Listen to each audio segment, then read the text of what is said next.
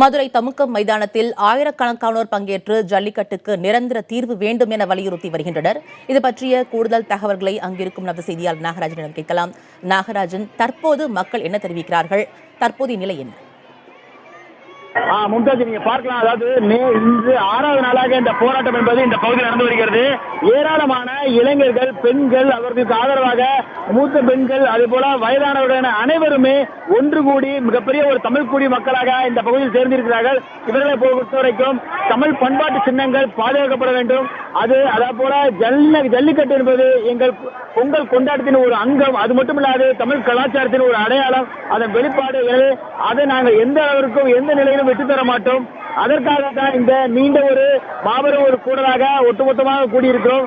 இந்த கூட்டத்திற்கு அதாவது நிரந்தர தீர்வு என்பது மட்டுமே, அதாவது ஜல்லிக்கட்டு என்பது நிரந்தரமாக நடத்தப்படும். ஆண்டு முழுவதும் ஒவ்வொரு ஆண்டும் தடையின்றி நடத்தப்பட வேண்டும். அதற்கான தீர்மானம், அதாவது அதற்கான தீர்வு நிரந்தர தீர்வை ஏற்படுத்த அரசு நடவடிக்கை எடுத்தால் மட்டுமே நாங்கள் இந்த இடத்தை விட்டு களைவோம் என்று உறுதியாக இருக்கின்றனர்.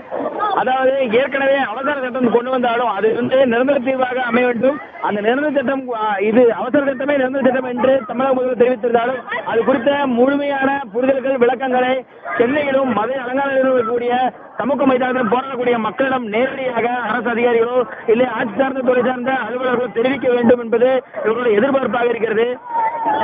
இங்கு மிகப்பெரிய ஒரு போராட்டம் என்பது மிகப்பெரிய ஒரு கொண்டாட்ட நிகழ்வாக இருக்கிறது. ஏனென்றால் இங்கு ஒவ்வொரு குடும்பமாக வந்திருக்கிறார்கள். புதிய புதிய குடும்பங்களை சந்தித்து அவர்களிடம் பல்வேறு விஷயங்களை பேசுகிறார்கள். அது மட்டுமல்லாது எந்த ஒரு சிறிய நிகழ்வு, அதாவது கடும் வெயிலும் ஒட்டுமொத்தமாக இருக்கிறார்கள், அதே போல கடும் மழையிலும் ஒட்டுமொத்தமாக இருக்கிறார்கள்.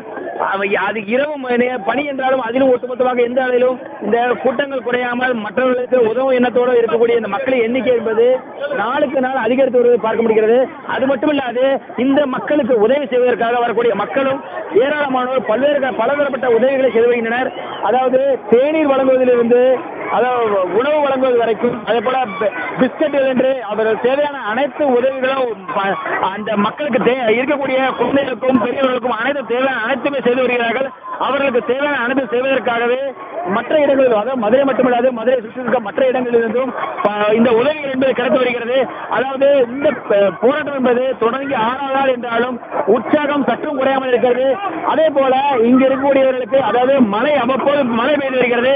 அந்த மழை பெய்தாலும் அந்த மழையை பொருட்படுத்தாது இந்த மக்கள் என்பது அதற்காக தயாராகிறார்கள். அதாவது நேற்று இதே போல ஒரு நேரத்தில் மழை பெய்த போது அவர்கள் ஏற்கனவே எதை விரித்து அமர்ந்திருந்தார்கள், அதாவது அவர்கள் உட்கார்வதற்காக அமர்ந்து தார்பாயை குடையாக்கி அதில் அனைவருமே நின்று கொண்டார்கள். தற்பொழுதும் அதே போல ஒரு சூழல். இன்று மாணவரே மழை இல்லாமல் இருந்தது, ஆனால் தற்பொழுது அவ்வப்போது தூறல் விழும் சூழல் இருக்கிறது. எனவே இந்த தூறல் விழும் நிலையிலும் அதை பாதுகாப்பதற்காக, இருக்கக்கூடிய மக்களை பாதுகாப்பதற்கான ஒரு நடவடிக்கையாக அவர்கள் அதற்கான ஒரு தார்பாய்கள், அதாவது செயற்கையான ஒரு கூடாரங்களை ஏற்பாடு செய்து வருகிறார்கள். அந்த கூடாரங்களை அமைப்பதும் இங்குள்ள இளைஞர்கள் தான், இங்குள்ள இளைஞர்கள் தான். அதே போல அதை பரிமாறுவதும், இருக்கக்கூடிய மக்களுக்கு, அனைத்து தரப்பட்ட மக்களுக்கும் பாதுகாப்பு அளிப்பதும், ஒரு ஒழுங்குபடுத்துவதும் அனைத்துமே இங்கு இருக்கக்கூடிய இளைஞர்களும் இளம் பெண்களும் தான் செய்கிறார்கள். இந்த கூட்டமைப்பு, ஒழுங்கமைப்பு என்பது இங்கே மற்றவர்களுக்கு மிகப்பெரிய ஒரு அடையாளமாகவே பார்க்கப்படுகிறது. அந்த அளவிற்கு மற்றவர்களுக்கு கொடுத்து, மற்றவர்களுக்கு உதவும் எண்ணங்கள் எந்த அளவிற்கு இருக்க வேண்டும் என்பதை மற்றவர்களுக்கு அறிவுறுத்தும் விதமாக இந்த இடத்தில் நடக்கக்கூடிய நிகழ்வு என்பது பார்க்கப்படுகிறது. இந்த அதாவது தற்போது பெய்யக்கூடிய மழை என்றாலும் சரி, இரவு நேர பணி என்றாலும் சரி, மற்றவர்களுக்கு எந்த வகையிலும், அதாவது மற்றவர்களுக்கு எந்த பிரச்சனையும் இல்லாமல் அவர்களுக்கு உதவி செய்யும் வகையில் மற்றவர்களுக்கு உதவும் இருப்பதால் போராட்டம் என்பது தொடர்ந்து முன்னெடுத்து செல்வதற்கு இந்த உதவிகள் அதிகமாக ஒரு ஆதரவாக இருக்கிறது.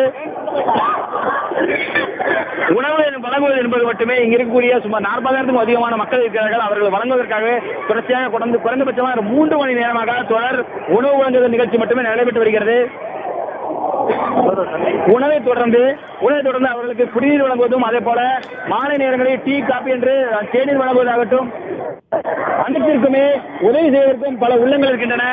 இந்த கூட்டத்தை பார்க்க வருவதற்கும், அதே போல வரக்கூடிய மக்களின் எண்ணிக்கையும் நாளுக்கு அதிகரித்து கொண்டே இருக்கிறது.